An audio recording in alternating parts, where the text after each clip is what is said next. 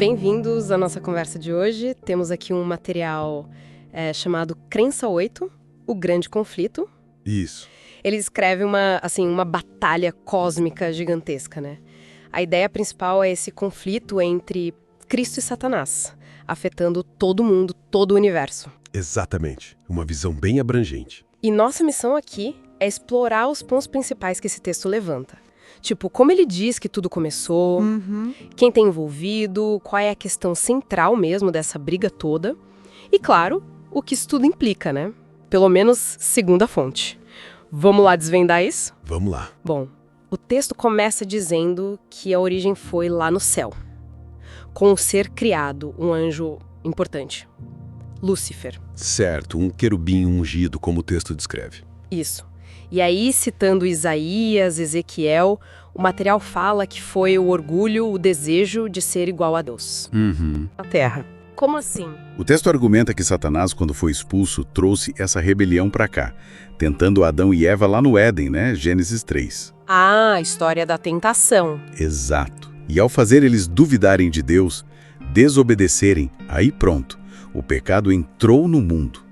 Isso distorceu a imagem de Deus na gente e transformou a Terra no que o texto chama de palco do conflito universal. Nossa, palco do conflito, é forte isso. É bem forte.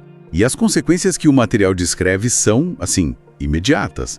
A gente vê logo a violência, Caim e Abel, depois a maldade se espalhando tanto que, segundo Gênesis, veio o dilúvio. E a Torre de Babel também é vista como símbolo dessa rebelião contínua. E o livro de Jó entra aí também? Entra.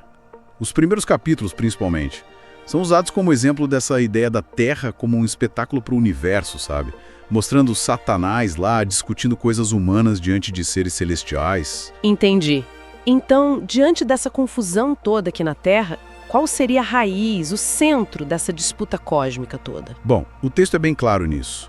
Ele afirma que o ponto nevrálgico é o caráter de Deus, a sua lei, a sua soberania. O caráter de Deus? Como assim? Satanás é apresentado como o acusador, né? Questionando se a lei de Deus é justa, se é boa, dizendo que é arbitrária, que ninguém consegue obedecer. Ah, entendi. A acusação é contra a própria lei e, por extensão, contra Deus. Exato. E aí o pecado é definido como isso, transgressão da lei, citando 1 João. Ou até a ausência da lei, anomia, uma rejeição do governo de Deus, basicamente. Faz sentido. E onde Cristo entra nessa história toda, segundo o texto? Bom, aí que tá. Cristo entra como a resposta de Deus. A vida dele aqui na terra, sabe? Especialmente as tentações no deserto. E o ponto máximo, a morte na cruz. São vistos como a prova, a refutação dessas acusações de Satanás.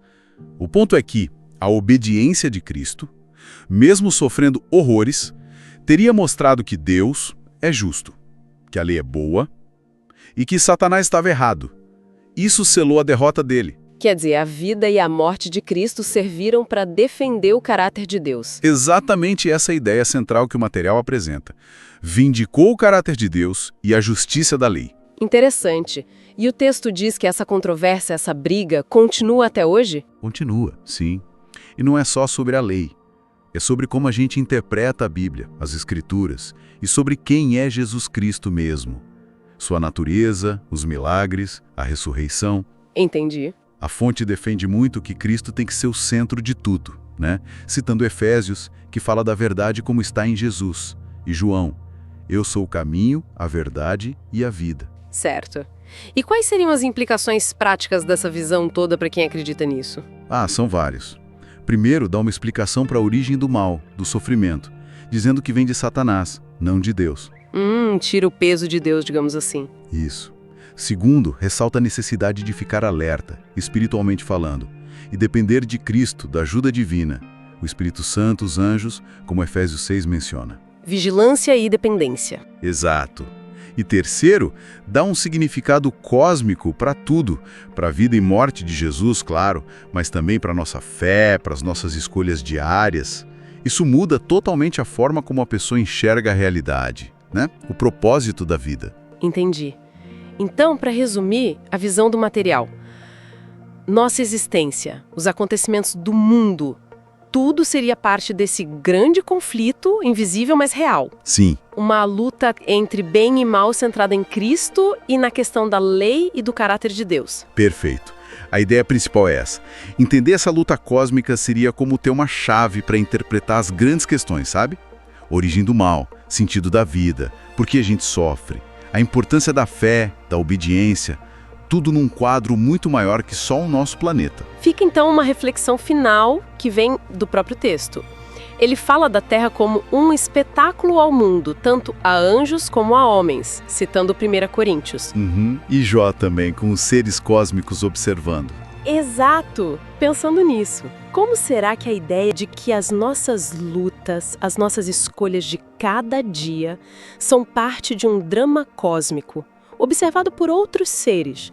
Como isso poderia mudar a nossa perspectiva sobre a nossa própria vida, hein? É uma pergunta e tanto para se pensar, né? Muda tudo.